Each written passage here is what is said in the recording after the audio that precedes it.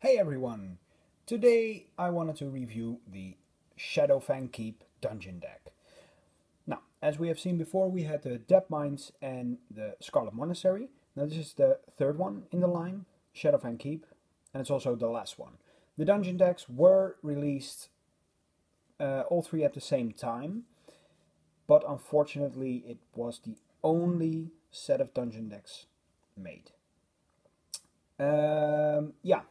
So Shadowfang Keep is in the south of the Silverpine Forest, close to Gilneas in-game, and it is one of the first dungeons to be accessible, along with the Depth Mines and what's the other one called? The one in Orgrimmar, Ragefire Caverns. Yeah, probably. All right, now. Shadowfang Keep. I don't know a lot about this dungeon. I usually skip through it because I don't really like it. So, the dungeon hero will be Lord Godfrey. 50 HP, 0 attack. Just like the other ones. Level up 10, it is still the same. So, at the start of the dungeon turn, before flipping any cards, level up Godfrey if any raiding hero has 10 or more damage. Awesome. Flip 1. At the start of the dungeon turn, flip 1 dungeon card. It has Assault 5 and long range. Alright. If you level up, it goes to level 2, obviously. Still 50 HP, still 0 attack. Level up 20 this time. Flip 2 cards at the start of the dungeon turn. Assault 5 and long range. Didn't change that much. Next up we have level 3. Which is level up dead, as usual. Still 0 attack, still 50 HP. Flip 2. Alright, flip 2, same as level 2. Assault 10 this time, and long range again. Now for the last one we have Lord Godfrey, but this time with a different art, with 2 ghouls next to it. It is still a 0-50. It has flip 3 this time, assault 10 and long range. Alright, awesome. Yeah, I remember the armor set is accessible through tailoring, and I believe it is also accessible through the old Justice Point vendor. Don't know if these are droppable, but yeah, it's a nice transmog gear, I think. I use it for my Warlock from time to time. Right, let's go to the allies. Alright. So we have the bosses first. Baron Ashbury. Now back in the days before I really started paying attention to this dungeon in specific, I really thought that Baron Ashbury was actually Lord Godfrey and vice versa. So I thought the guy was just the same and that he revisited as the final boss of the dungeon, but it turned out it wasn't. Right, well, Baron Ashbury. It's a 2/15, which is nice, and it has Mend Rotten Flesh. When Ashbury attacks, he deals 5 damage from Godfrey. And as always, when a boss is in play, the dungeon hero cannot be attacked. Right. Then we have Baron Silverlane. He is in the Spirit Hall with the dining table. A boss. It's a 1/16 and it has Summon Worgen Spirit. When Silverlane attacks, search your dungeon deck for an ally named Razorclaw the Butcher and put him into play. If Razorclaw is not in the dungeon deck, search for an ally named Odo the Blind Watcher and put him into play instead. Cool. Commander Springvale. Ah, yes. Commander Springvale. I remember when Shadowfang Keep was revisited as a level 85 dungeon heroic. And at first, when the dungeon was just released and we weren't high enough gear, people had some struggle with Commander Springvale. People, of course, didn't tend to listen and just rushed in and attacked him and failed, obviously, wiped. Yeah. I have a lot of memories of this guy. It is a 2/14 and it has Desecration. When Springvale attacks, if the marked hero's controller controls no ready resources, Springvale does 10 shadow damage to the marked hero. Huh. Is that a reference to The Simpsons? I think so. Lord Walden. Yeah, it's the same story with Lord Godfrey and Baron Ashbury. At first I thought these were all the same guys.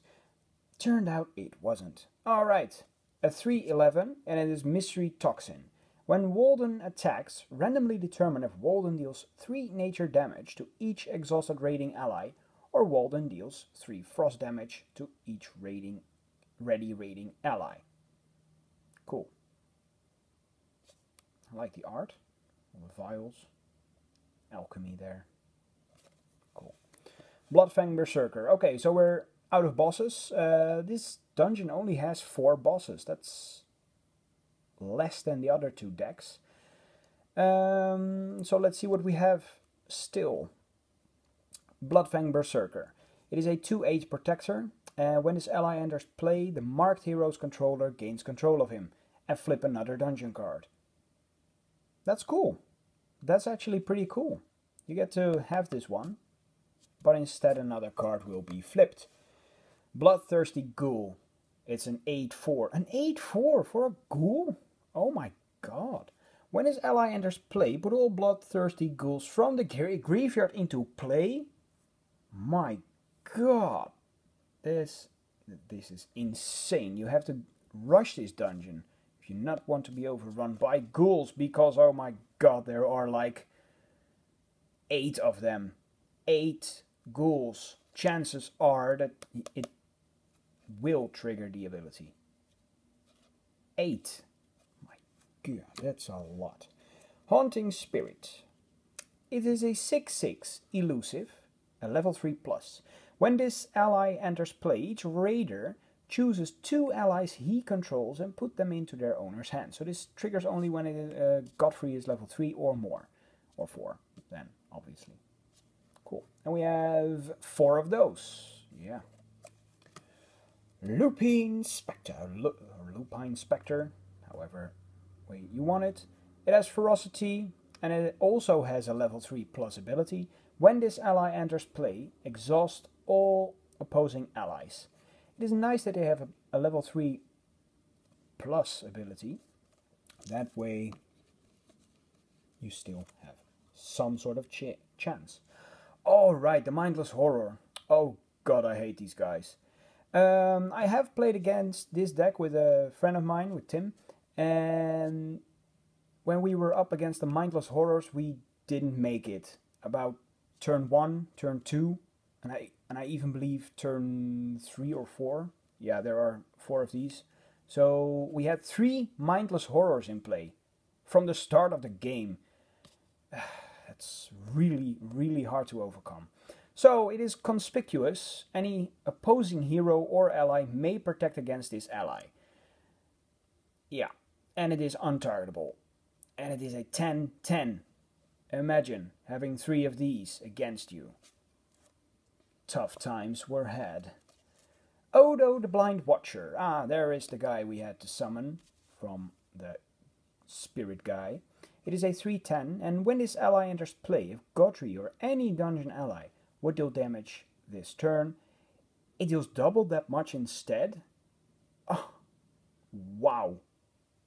Wow, just this one and this one. My god. And Razorclaw the Butcher, the second one. And if we didn't have this one, we put this one in play. This is a 10/3 instead of a 3/10, and it has Ferocity and Stealth. Sweet. Spikebone Guardian. We have 4 of those in the deck, and it is a 2/3. So that's not too much. When his ally enters play, he deals 2 melee damage to the marked hero and each ally in its party. Sweet. And also a level 3 ability. Level 3+ ability. That is nice. It is nice that they don't want to overrun you at first, which they kind of do with the horrors. Okay. This ally deals 6 melee damage to the marked hero and each ally in its party instead. Right, so it raises the bar from 2 to 6. That's pretty nasty. That's for the dungeon allies and bosses. Now we get to the dungeon abilities. Again, we have different art. We have seen the Depth Mines. We have seen Scarlet Monastery. Both of them had the entrance. For this one, it's not this. It's nothing different. We see Shadowfang Keep here, the bridge leading to the portal that goes into the instance. Alright, Bleed Them Dry. Attached to the marked hero, and Godfrey deals 4 shadow damage to it. It is ongoing, and the attached hero can't be healed. Calamity. The raiders choose 3 raiding heroes and or allies. Godfrey deals 10 shadow damage to each of them.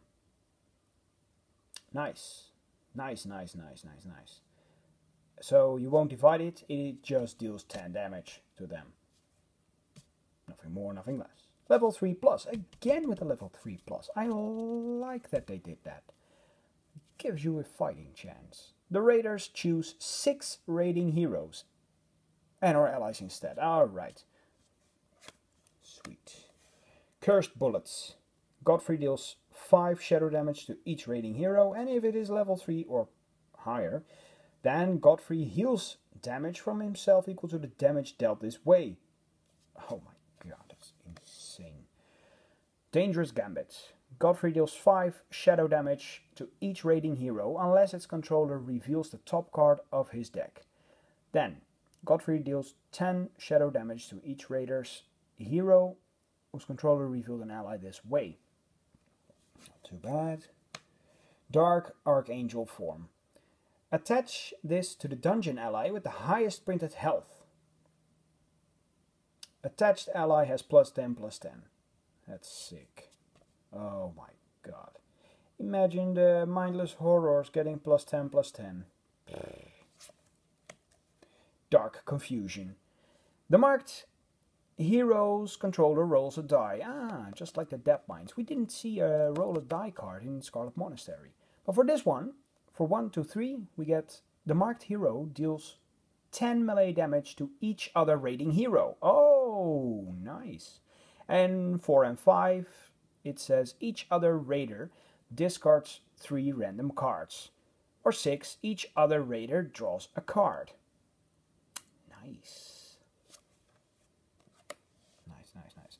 Dark Influence. Each raiding ally deals shadow damage to itself equal to its attack. Oh, that sucks. That sucks a lot. Gargoyles. For each raider who controls no ready resources, put a 5/5 gargoyle ally token into play with ferocity. It is a shame. I have seen from the Scarlet Monastery that you had to put tokens into play as well.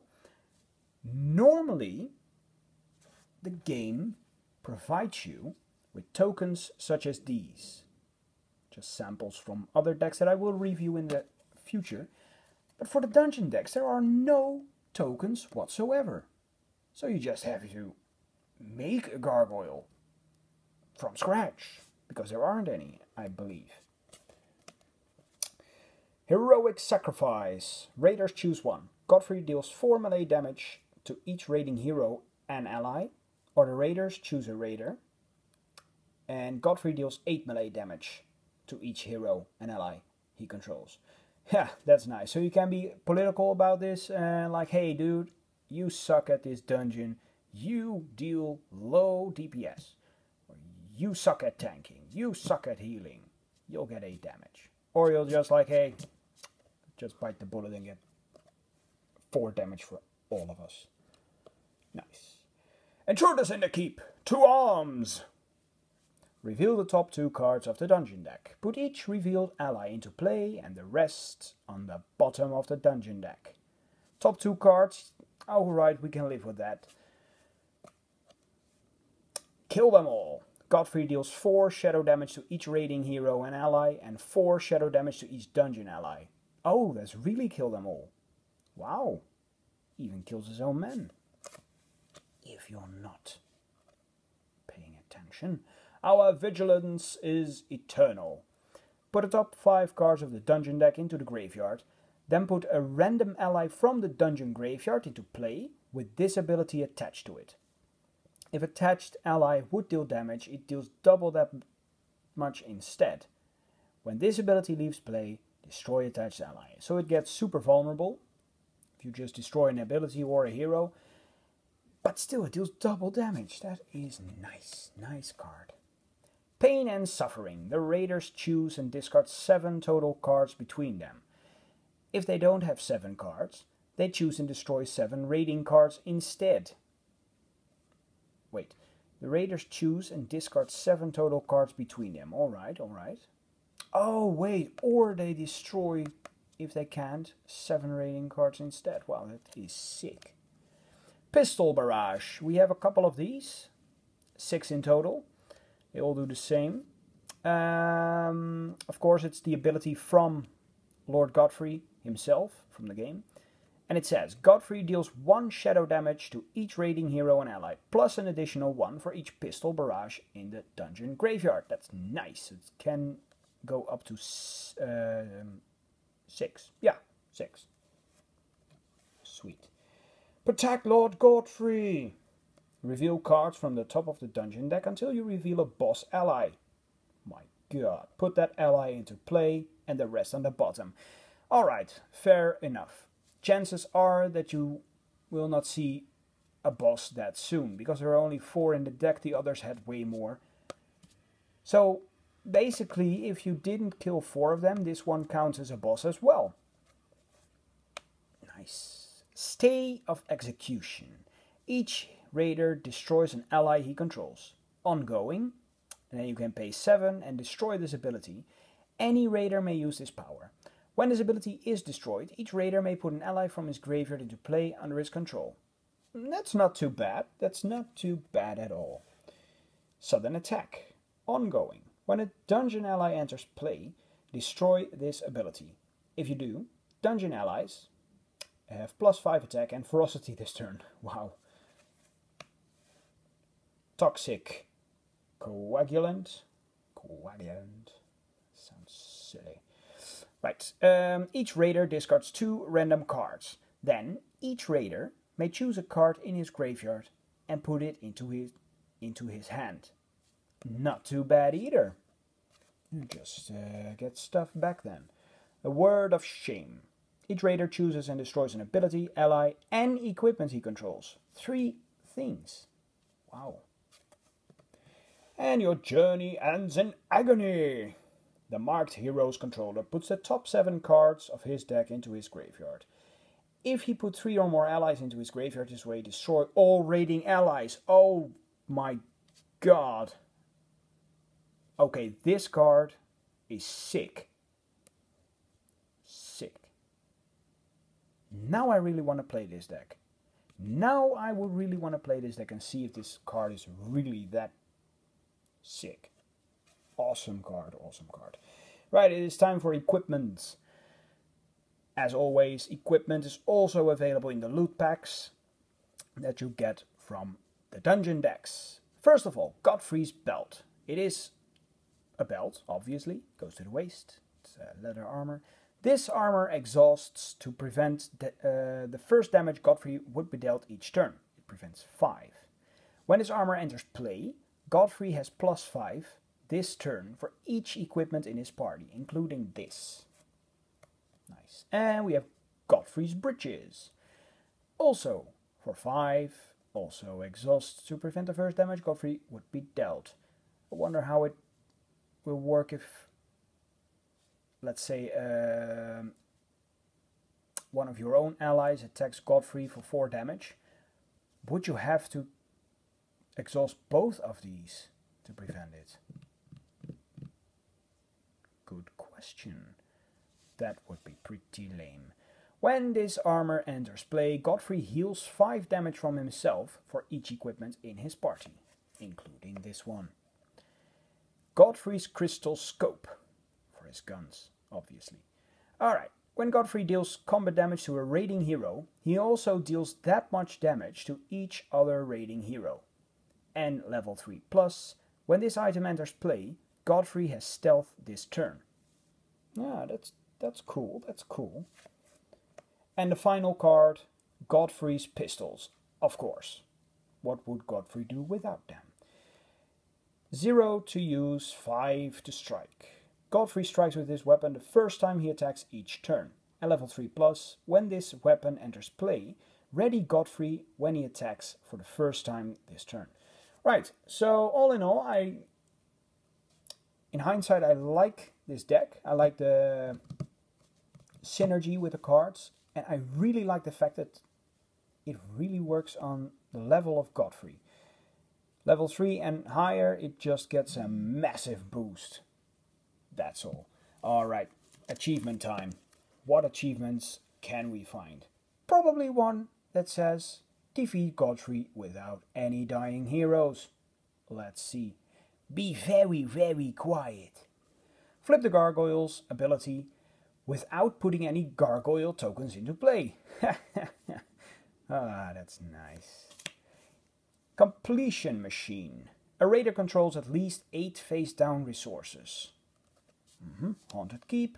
There are 3 or more bloodthirsty ghouls in the dungeon graveyard. Oh, that is nasty. Not a scratch on me. Destroy the dungeon hero with at least 1 raiding hero at full health. Okay, cool. Pantsing. Destroy Godfrey's breeches or Godfrey's belt. A pro move. A raiding hero has 1 remaining health during a dungeon turn, but isn't destroyed. Awesome. So not an achievement for surviving with all of them, but nice achievements all in all. Right, I really hope you enjoyed this. Next up we will discuss the... Yeah, how do you call that? The decks with the silly monsters, like Hogger. Oh, Hogger. Yeah, next time I will discuss Hogger, because we are done with the dungeon decks. Very nice. So, see you all next time. Bye.